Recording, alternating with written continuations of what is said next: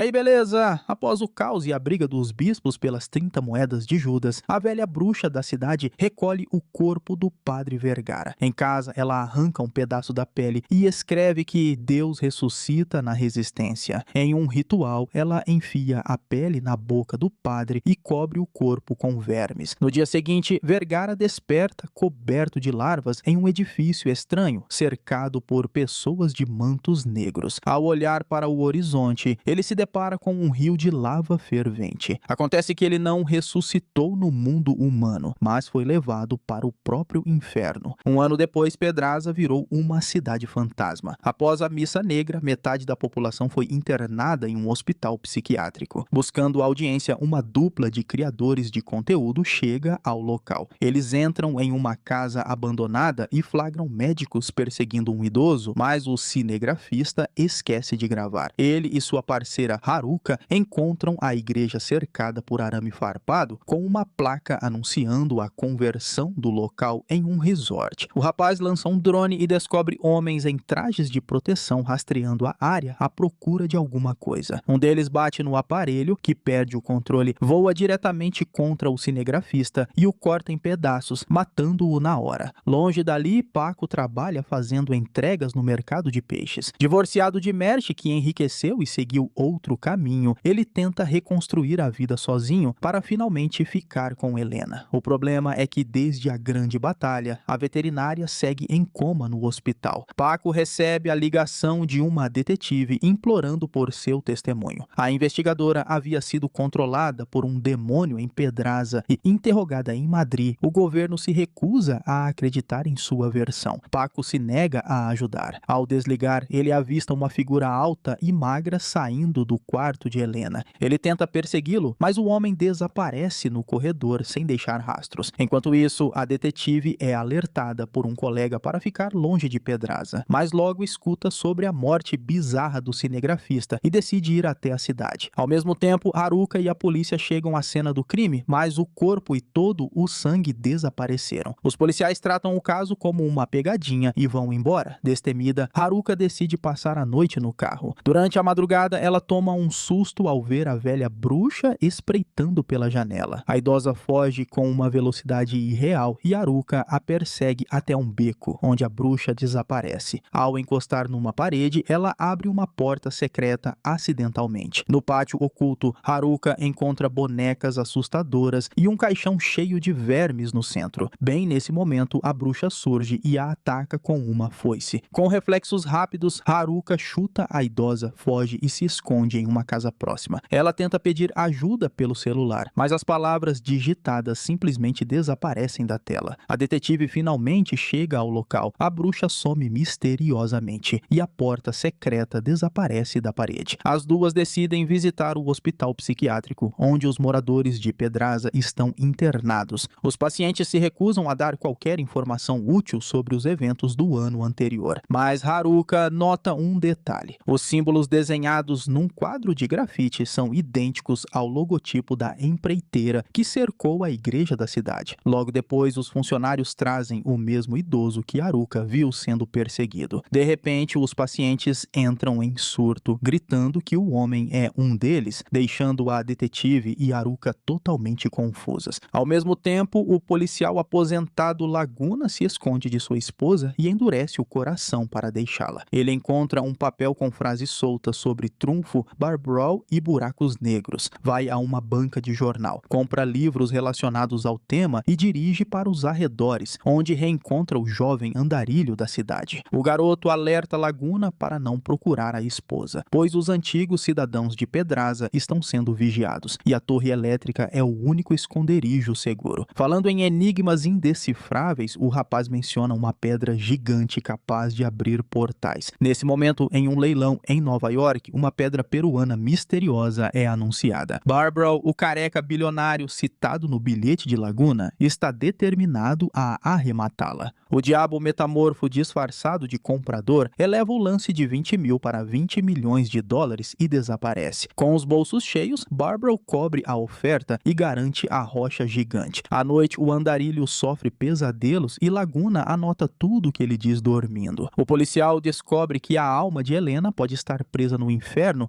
justificando o coma no mundo real. No hospital, ela se senta abruptamente com os batimentos acelerados, mas volta ao estado vegetativo logo depois. Sua consciência está, de fato, no inferno. Ela vaga assustada até que Padre Vergara aparece, derruba os demônios ao redor e pede que ela proteja algo. Frustrada, ela exige saber o que é. Em um flashback, ao acordar coberto de vermes, ele foi confrontado por criaturas e encontrou um monstro com tentáculos, a verdadeira face do diabo. O arquidemônio explicou que usou a bruxa para ressuscitá-lo no submundo com um propósito. Alguém no mundo dos vivos causará um grande caos e condenará a terra. Esse alguém é Barbro, e o diabo quer a ajuda de Vergara para derrubá-lo. Enquanto isso, em Nice, na França, Merche acorda em uma mansão luxuosa. O bispo a atende com bajulações e presentes extravagantes. Na verdade, ele está atrás da 30ª moeda de prata que Merche guarda. No entanto, o artefato a escolheu, o que significa que não pode ser tomado à força. Ela deve entregá-lo voluntariamente. O bispo tenta suborná-la até com um modelo musculoso, mas Merche recusa. Sabendo da infertilidade da mulher, o bispo a ajuda a adotar uma criança. Merche fica encantada, mas quando o clérigo tenta pegar a moeda na gaveta aproveitando a distração, ela usa o poder da relíquia para decepar os dedos dele. Na Espanha, Laguna flagra a detetive e Haruka conversando e as confronta. Ao perceberem que os três buscam a verdade sobre Pedraza, Laguna as leva até a torre elétrica, mas o andarilho se recusa a descer até que a detetive vá embora. Dentro do esconderijo, Haruka observa um quadro bizarro relacionando físicos do século XX, computadores quânticos, moedas e vida extraterrestre. Laguna revela que Barbro substituiu o Papa Fábio após sua morte. Haruka o conecta à Irmandade da Humanidade e reconhece a logomarca da empreiteira misteriosa que atua na igreja. A detetive aciona um colega e descobre que a empreiteira pertence à Snook, uma corporação gigante focada em armas e nanotecnologia, cujo presidente é o próprio diretor do Hospital Psiquiátrico de Pedraza. A Snook criou o hospital para estudar o cérebro dos sobreviventes, convertendo fragmentos de memória em vídeo para rastrear as moedas de prata. Ao mesmo tempo, o diabo negocia com Barbro. Ele revela saber os planos do bilionário com a pedra mágica e oferece um acordo tentador. Se ele desistir do plano original, o próprio inferno o ajudará a conquistar o mundo. Enquanto isso, Paco visita Helena no hospital como de costume. Ao fazer uma massagem nela, conforme as instruções médicas, ele encontra um saco de estopa amarrado na barriga dela, contendo um feto morto. Assustado e lembrando da figura alta e magra que viu antes, ele conclui que o hospital não é mais seguro e decide fugir com Helena. No entanto, o plano dá errado e ele é capturado na saída, sendo trancado na ala 6. O homem alto e magro finalmente aparece diante dele, vestindo uma bata negra de padre adornada com o símbolo de uma cobra vermelha enrolada em uma cruz. Ele avisa Paco que o próprio diabo virá falar com ele em breve e o alerta de que a loucura não salvará Helena. Ele precisará usar a inteligência. Desesperado e sem entender o motivo do envolvimento do arquidemônio, ele se liberta das amarras, rouba um uniforme de enfermeiro e sai à procura de Helena. Ele a encontra na ala de ginecologia e fica em choque ao descobrir que ela está grávida. O médico flagra Paco e, furioso, o acusa de ser um pervertido abusando de uma paciente em coma. Injustiçado e sem tempo para explicar que nunca tocou nela, ele derruba o médico e a enfermeira, arrasta Helena até o necrotério e a disfarça de morta. Para seu desespero, a equipe funerária chega naquele exato dia e recolhe o corpo dela. Com medo de que ela seja cremada viva, Paco rouba uma moto de entregas e persegue o carro funerário. Ele intercepta o veículo, abre o caixão chamando por Helena e a beija, deixando os coveiros aterrorizados. Enquanto isso, a consciência de Helena foge desesperadamente pelo inferno. De repente, o arquidemônio avança, agarra seu corpo e a estraçalha sem misericórdia. Porém, em vez de uma dor agonizante, o choque do ataque faz com que Helena acorde milagrosamente do coma no mundo real. Nesse momento, é revelado o que Vergara havia a encarregado de proteger. Um ano antes, quando o arquidemônio levou a alma do padre para o inferno, ele também trouxe a alma do falecido Papa Fábio. O diabo revelou a eles que Barbro roubou o lendário Livro dos Milagres, um grimório grimório de couro negro que cega qualquer um que olhe para ele. O livro contém um feitiço de invocação capaz de chamar um ser superior a todos os outros. Esse artefato era exatamente o que Helena precisava proteger. Escondidos em um apartamento modesto, Paco e Helena tentam lidar com a nova realidade. Ela está com um humor péssimo. Após acordar de um coma de 1 ano, ela se vê inexplicavelmente grávida, com uma barriga enorme de 2 meses e sem a menor ideia de quem é o pai. Paco desconfia que a gravidez seja obra do padre alto e magro, mas sugere que eles formem uma família. Helena, furiosa, recusa a ideia e só pensa em se livrar do feto. O que ela não sabe é que foi escolhida pelo destino para salvar todos os seres vivos. O jovem andarilho previu o futuro. Quando a pedra gigante de Barbro abrir os portões do céu, o mundo enfrentará o seu fim. E somente Helena poderá impedir o apocalipse. Ignorando a profecia, ela força Paco a gastar uma fortuna com um médico clandestino para interromper a gravidez. Durante o procedimento, o médico entra em pânico ao não conseguir sentir nem as mãos nem a cabeça do bebê. Quando o parto finalmente acontece, o que sai de Helena é uma grotesca e gigante bola de carne. No instante seguinte, a anomalia cria pernas de aranha, corre pela sala arrastando o próprio cordão umbilical e brinca de esconde-esconde até sofrer espasmos e morrer debaixo de um armário. Enquanto isso, em Roma, o Papa reúne os cardeais para identificar o traidor dentro da Santa Sé após o desastre em Pedraza. O bispo aliado de Merte fica aterrorizado, sabendo que o cajado do Papa detém poder divino, e o julgamento é inevitável. Durante o caos causado por uma distração com moedas de prata, o bispo aproveita a brecha e foge. Mais tarde, ele se encontra com Merte em Londres. O bispo exige que ela viaje ao México para roubar 2 moedas de prata de um cardeal. Merte reluta, mas cede à chantagem, já que a facção do bispo possui 3 moedas e mantém o filho adotivo dela como refém. Ao chegar ao México e se infiltrar na igreja, ela descobre que o cardeal é um tirano brutal, que governa como um rei sádico. Escondendo o nojo diante dos restos humanos na mesa, ela assiste o cardeal ostentar sua riqueza e exibir as 2 moedas, espalhando pilhas de dinheiro pelo chão como se fosse lixo. Cansada da arrogância, Merte revela que mentiu sobre ter apenas uma moeda e que trouxe as 3 do bispo consigo. Usando o poder somado dos artefatos, ela supera o cardeal, rouba as 2 moedas e tenta fugir do país. No caminho, ela sofre uma emboscada quase fatal e perde o controle da situação, mas é resgatada no último segundo por Barbro, que a leva em segurança para Paris. Acreditando que não existe almoço grátis, Merte exibe agressivamente o poder de suas 6 moedas de prata para se proteger. Barbro, no entanto, permanece calmo e revela que já possui mais de 10 moedas. Ele garante que o filho adotivo dela está a salvo e propõe uma parceria definitiva para dominar o mundo. Merte concorda com a aliança, mas exige resolver uma pendência do passado primeiro. Ela retorna e assassina brutalmente o bispo que a chantageou e manipulou por tanto tempo. Enquanto isso, Helena desperta delirando de dor após o parto. Desesperada para ver o filho, Paco revela que a criatura teve uma morte violenta, mas ela se recusa a acreditar na história e exige ver o corpo. Ele não tem escolha a não ser levá-la até a médica, que está em reunião com colegas discutindo a anomalia. Ela indica que guardou a criatura na geladeira e, ao abrir a porta, Helena se depara com a bizarra aranha de carne morta. A médica coloca o monstro na mesa e corta sua membrana externa com um bisturi. De repente, a criatura volta à vida, salta e ataca, grudando no rosto de Helena como um parasita. Paco reage rápido, joga a criatura no chão e a esmaga com pisões violentos, revelando uma chave antiga escondida dentro do abdômen do monstro. Naquela noite, Helena tem um pesadelo onde o padre Vergara enfia aranhas em sua boca. Enquanto isso, Paco pesquisa sobre a chave na internet e descobre que ela pertence a uma antiga academia de tradução em Toledo, especializada em decifrar selos e livros banidos pela igreja. Do inferno, Vergara supervisiona a situação e deduz que o arquidemônio armou uma armadilha para que Helena encontrasse a chave. Para protegê-la, o padre assume o controle de um andarilho no mundo real e a avisa para jogar o objeto fora e fugir. No entanto, o espírito de Fábio interrompe o feitiço de Vergara antes que o recado seja claro, e Helena ignora o conselho. Ao anoitecer, ela e Paco usam uma escada e invadem a academia de tradução. O local, repleto de estantes gigantescas e trilhos para movimentar os livros, curiosamente não possui seguranças. Após testarem dezenas de buracos de fechadura falsos nas estantes, eles seguem os trilhos até uma porta oculta. A chave abre a passagem para uma longa escada que desce até um baú. Lá dentro, eles encontram o temido Livro dos Milagres. Lembrando dos avisos perigosos de seus pesadelos, eles decidem não abrir o grimório e apenas o guardam. De repente, um barulho ecoa pelo complexo e uma gigantesca máquina armada com lâminas avança velozmente pelos trilhos na direção deles. Quando Helena está prestes a ser fatiada, Paco pula na máquina e sabota as engrenagens, travando o equipamento. No entanto, outra máquina letal surge, forçando o casal a uma fuga desesperada. Eles conseguem escapar do prédio, mas dão de cara com uma multidão enlouquecida do lado de fora. Hipnotizada e disposta a matar para roubar o livro, eles se refugiam em uma loja, mas o dono também os ataca com fúria. Após se desvencilharem, eles correm para a linha do trem. Um andarilho deita nos trilhos e se recusa a sair apenas para roubar o livro das mãos de Paco e correr. Ele não vai longe e é atropelado por um trem em alta velocidade, permitindo que Helena recupere o grimório do chão. Em Pedraza, Laguna e a detetive armam um plano para investigar o diretor do hospital psiquiátrico. Ele finge insanidade e, por ser um antigo morador da cidade, afetado pelos traumas recentes, é internado sem levantar suspeitas da equipe médica.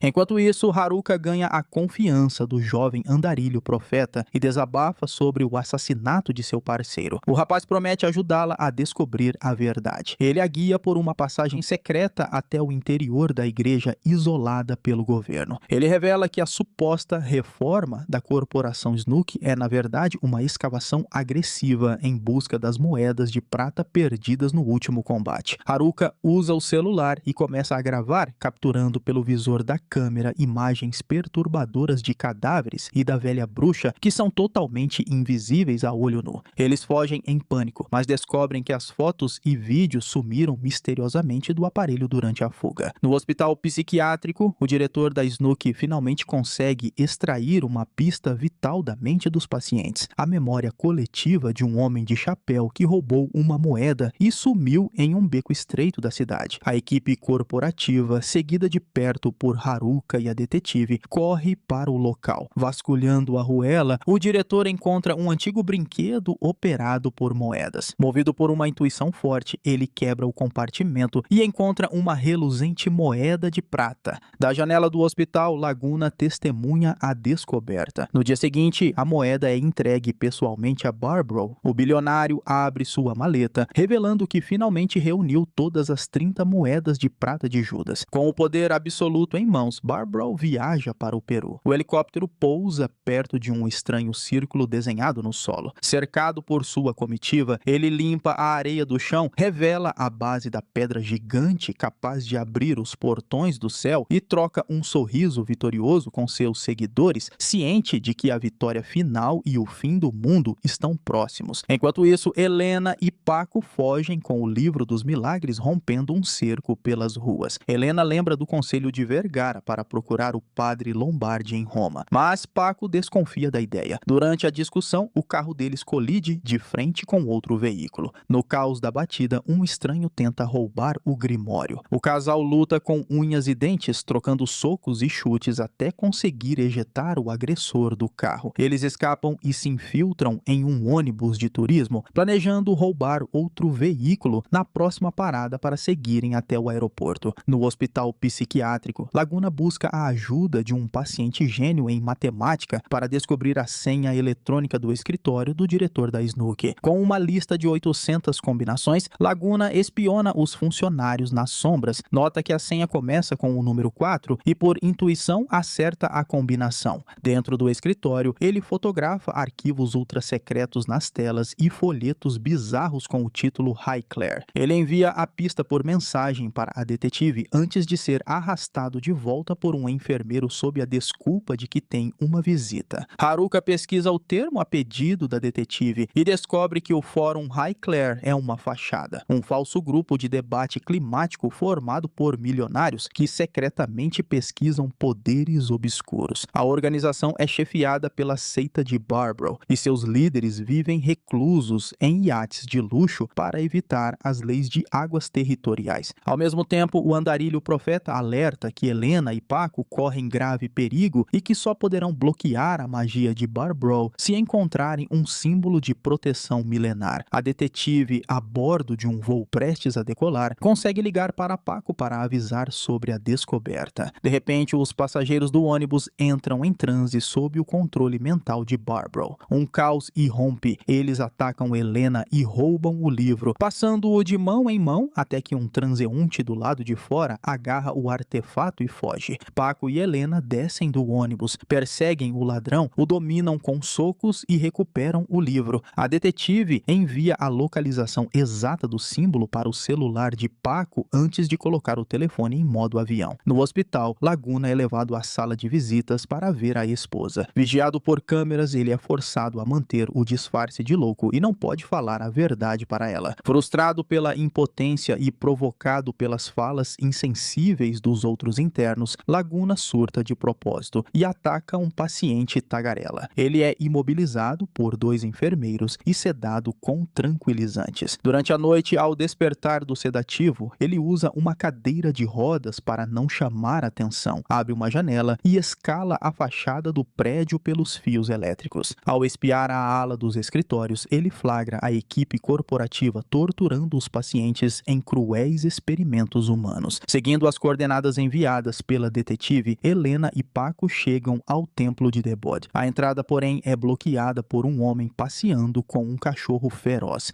mais um fantoche mental de Barbaro. Sem hesitar, Helena escala a grade de proteção do local. Paco tenta segui-la, mas o cachorro o ataca e morde sua perna. Ele se desvencilha do animal com dificuldade, pula a grade e os dois encontram o símbolo em forma de estrela gravado nas paredes de pedra do templo. No entanto, ficam encurralados sem ter como sair do local bloqueado pelo fantoche. Longe dali, Haruka entra em ação. Ela inicia uma transmissão ao vivo, revela aos seus seguidores as verdades sobre a conspiração da Snook e explica a necessidade do símbolo em forma de estrela. Ela convoca um resgate imediato para o templo de Debod. Tarde da noite, uma multidão de seguidores usando óculos escuros marcha até a entrada do local. Ao enfrentarem o homem e o cão ameaçador, eles abrem as jaquetas e revelam as camisetas estampadas com o símbolo da estrela, repelindo instantaneamente a magia negra do capanga de Barbaro. Com a área segura, a multidão escolta o casal para fora. Livres e com o livro dos milagres protegido, Helena e Paco partem imediatamente para Roma. No entanto, antes que possam encontrar o padre Lombardi, ele é nocauteado e substituído por um fantoche mental controlado por Barbaro. O bilionário tenta enganar Helena para roubar o livro dos milagres, mas Paco percebe que há algo errado e ganha tempo pedindo que o padre mostre o local. Ocupado, Barbaro transfere o controle do fantoche para um lacaio inexperiente que perde a paciência e tenta assassinar Helena. Por não saber controlar a força do corpo possuído, ele quebra o braço do próprio fantoche. Aproveitando a brecha, Helena e Paco o jogam escada abaixo. O falso padre se estilhaça em pedaços ao cair, revelando sua verdadeira forma inumana. Ao mesmo tempo, a detetive viaja para Portsmouth e se infiltra em uma festa da elite global da Snook. Vestindo um casaco com um cachecol da organização, ela entra no salão no exato momento em que Barbaro sobe ao palco acompanhado de Mert. O bilionário discursa sobre a sua doutrina de reboot. Ele compara a humanidade a um celular travado que precisa ser formatado do zero. O reinício do mundo está agendado para o dia 20 de março, durante um alinhamento entre Júpiter e Saturno, e apenas a elite rica ali presente será poupada. Nesse momento, Mert reconhece a detetive. Percebendo o olhar dela, a detetive foge apressada pelos fundos. Ela rouba uma sacola de presentes azul, aborda um dos líderes da elite fingindo ser uma fã, esbarra nele propositalmente e troca as sacolas, roubando o laptop do homem. Mert aciona a polícia e a detetive chega a ser presa e colocada em uma viatura, mas consegue escapar no primeiro momento de distração dos oficiais, levando o computador roubado consigo. De volta a Roma, Helena e Paco escapam da armadilha na igreja, entram em um café e encontram o verdadeiro padre Lombardi, recém-desperto e lúcido.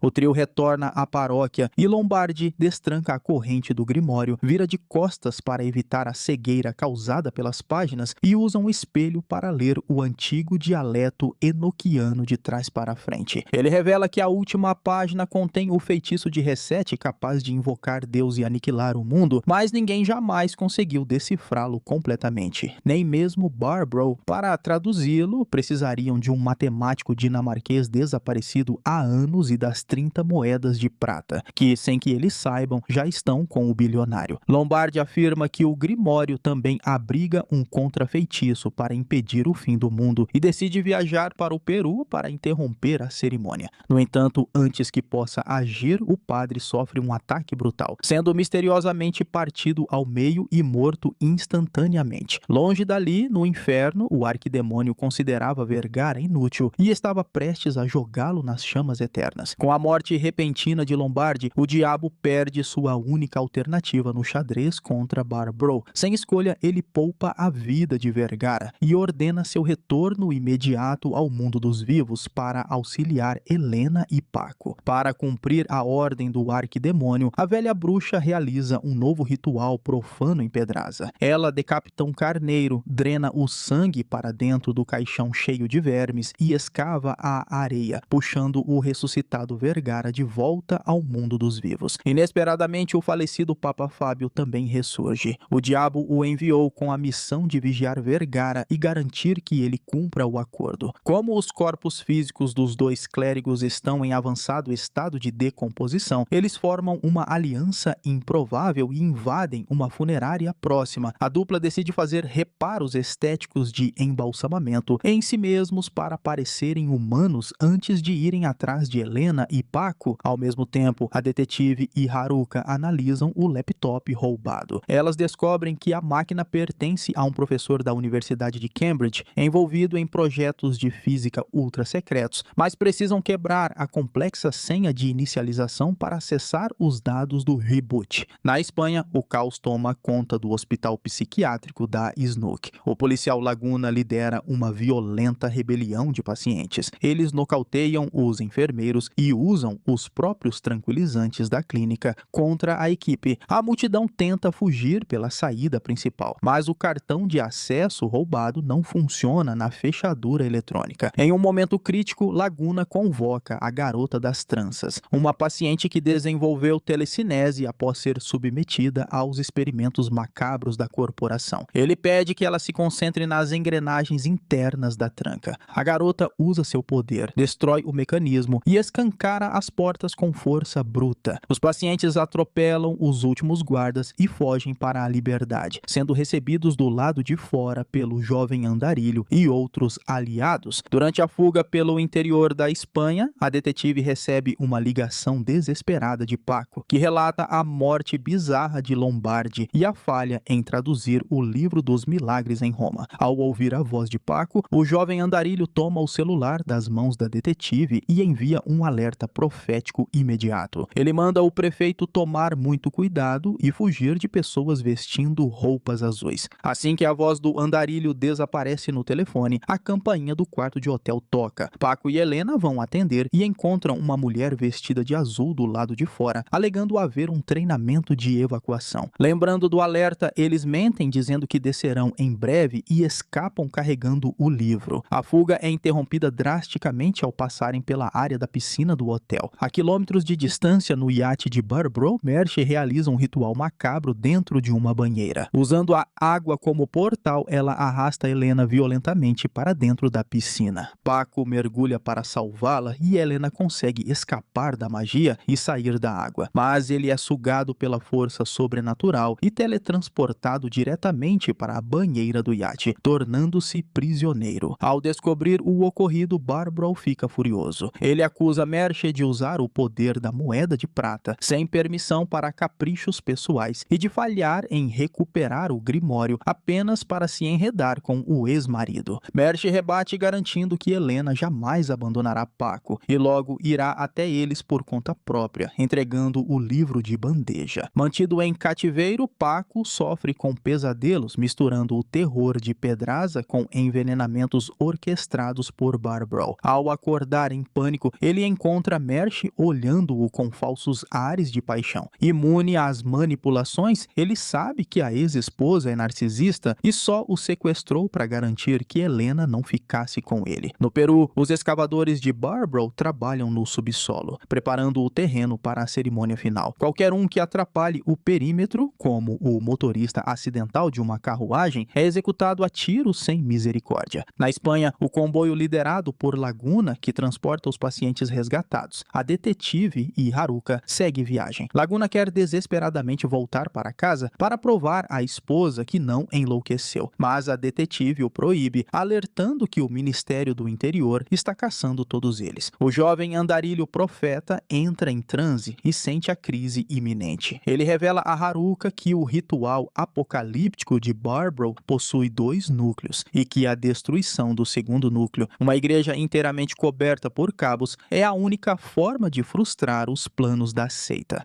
Graças ao gênio matemático resgatado, a equipe quebra definitivamente a senha do laptop do professor de Cambridge. Os arquivos de voo confirmam a visão do andarilho. O segundo núcleo está localizado em Barcelona. Longe dali, o padre Vergara e o falecido Papa Fábio embarcam em um avião rumo à Itália. O plano de se passarem por humanos rapidamente entra em colapso. Os corpos em estado de decomposição exalam um mau cheiro insuportável, gerando reclamações dos passageiros. Vergara é forçado a se trancar no banheiro para um reparo bizarro, enrolando as feridas apodrecidas com plástico filme e encharcando-se de perfume para mascarar o odor da morte. Após uma viagem intensa, eles chegam ao aeroporto na Itália. Vergara liga para Helena, que gela ao ouvir a voz de um morto no telefone, mas concorda em se encontrar com ele no balcão de informações em 5 minutos. O reencontro, no entanto, é hostilizado pelos seguranças do aeroporto. Sem nada a perder em sua forma imortal, Vergara e Fábio iniciam um combate brutal, derrubando os guardas e espalhando o caos pelo saguão. Quando Helena avista o ressuscitado Vergara, é tomada pela emoção. Mas Fábio interrompe o momento, alertando que o Esquadrão da Morte de Barbaro invadiu o aeroporto. Vergara entrega o livro dos milagres a Fábio e ordena que Helena fuja pelos fundos e roube um carro. Fábio corre para o banheiro e, sabendo que a leitura direta do Grimório causa cegueira imediata, usa os espelhos do local para tentar folhear as páginas. Ele encontra o cobiçado capítulo 5, O Olhar de Deus, exatamente o feitiço que Barbaro busca ativar para resetar o mundo. Para ler o texto amaldiçoado em segurança, Fábio intercepta um transeunte no banheiro, esmaga o rosto dele contra o vidro do espelho e o ameaça, obrigando o homem a virar as páginas do livro por ele. Aterrorizado e sem entender o perigo, o homem obedece. Conforme a leitura avança, a magia sombria ataca os olhos do refém com uma dor insuportável. Fábio escaneia o texto através do reflexo e decora uma sequência numérica pouco antes de o transeunte entrar em combustão espontânea e virar cinzas no chão do banheiro. No saguão, o imortal Vergara massacra os capangas de Barbaro. Do lado de fora, Helena rende um motorista, confisca o veículo e resgata Vergara e Fábio na porta dos fundos. Já no carro em movimento, Fábio digita a sequência de números no celular antes que a esqueça e revela a tradução final do Grimório. Para deter o feitiço apocalíptico de Barbaro, eles precisarão utilizar o sangue extraído diretamente do olho do atual Papa.